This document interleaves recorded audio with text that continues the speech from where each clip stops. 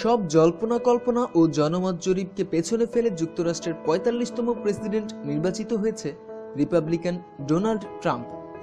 এখন শুধু দায়িত্ব বুঝে নেওয়া বাকি। তারপরও এখনও নিভু নিভু করে জ্বলছে হিলারি ক্লিন্টনের প্রেসিডেন্ট হওয়ার সম্ভাবনা।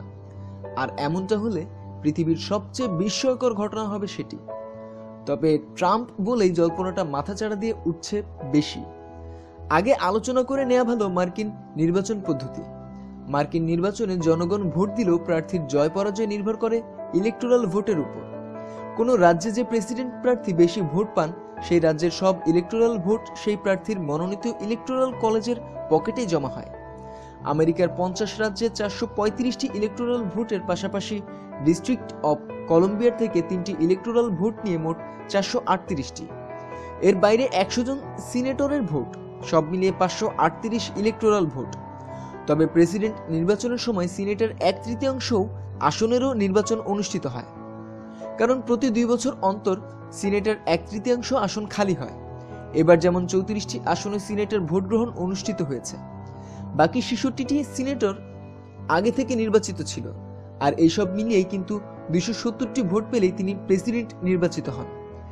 যেভাবে এখন ডোনাল্ড ট্রাম্প নির্বাচিত হয়েছেন, সমস্যা থেকে গেছে আবার ওখানেই। কারণ ট্রাম্প নির্বাচিত হয়েছেন বেসরকারিভাবে, সরকারিভাবে নয়। সরকারি ফল ঘোষণার আগে সারা দেশের সব ইলেকটোরাল কলেজ এক জায়গায় জমায়েত হয়ে তাদের প্রার্থীদের পক্ষে বিপক্ষে ভোট দিতে পারবেন। সেটা গণনা করা হয়, সার্টিফাই করা হয়, তারপর সরকারি ফল ঘোষিত হয়। একজন প্রার্থীর মনোনীত ইলেকটোরাল কলেজ কি আনুষ্ঠানিক সরকারি ভোটের সময় তার বিরুদ্ধে ভোট দিতে পারে? বাস্তবে হয় না, তবে সাংবিধানিকভাবে এটা সম্ভব। এক্ষেত্রে নির্দিষ্ট কাউকে ভোট দেওয়ার জন্য তারা বাধ্য নন। অর্থাৎ ট্রাম্পের ইলেকটোরাল কলেজ ভোট দিয়ে হিলারি ক্লিন্টনকে জিতিয়েও দিতে পারে। আর সেই ভোটটা তারা দেবেন আগামী ১৯ ডিসেম্বর। এরপরই ট্রাম্প যে প্রেসিডেন্ট হচ্ছেন সেটা নিশ্চিত হওয়া যাবে। অবশ্য ইতিহাসে এমন ঘটনা ঘটেছে কিনা এ ব্যাপারে নিশ্চিত হওয়া যায়নি, তবে অতীতে কোনো সময় হলেও হতে পারে। কিন্তু বিষয়টা এখন আলোচনায় আসছে, কারণ নির্বাচনের প্রার্থিতা ঘোষণার পর থেকে বিভিন্ন ইস্যুতে বক্তব্য দিয়ে তিনি সমালোচিত হয়েছেন। এর কারণে তার ধর্মবিশ্বাস নিয়েও প্রশ্ন তোলেন খোদ পোপ ফ্রান্সিস। তার দলের অনেক নেতাই আগেই মুখ ফিরিয়ে নিয়েছেন তার দিক থেকে। ভোট না দিয়ে প্রকাশ্যে মুখ খুলেছেন কেউ কেউ। তাই চূড়ান্ত নির্বাচনে তার দলের নেতারা তাকে যে ভোট দেবেন তার নিশ্চয়তা কি আছে? তাছাড়া ট্রাম্প বেসরকারিভাবে নির্বাচিত হওয়ার পরপরই যুক্তরাষ্ট্রের বিভিন্ন রাজ্যে ট্রাম্প বিরোধী আন্দোলন করতে দেখা গেছে আমেরিকানদের। এর মধ্যে আবার এক ধাপ এগিয়ে ক্যালিফোর্নিয়া। ডোনাল্ড ট্রাম্প প্রেসিডেন্ট নির্বাচিত হওয়ার পর যুক্তরাষ্ট্র থেকে ক্যালিফোর্নিয়া আলাদা হওয়ার দাবি তুলেছে স্টেটের বাসিন্দারা।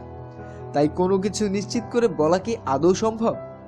আর যদি কোনো অঘটনের জন্ম না দিয়েই ট্রাম্পই প্রেসিডেন্ট নির্বাচিত হন, তাহলে আগামী ২০ জানুয়ারি ৪৫তম মার্কিন প্রেসিডেন্ট হিসেবে ক্ষমতায় বসবেন নিউ ইয়র্কের এই ব্যবসায়ী ডোনাল্ড ট্রাম্প।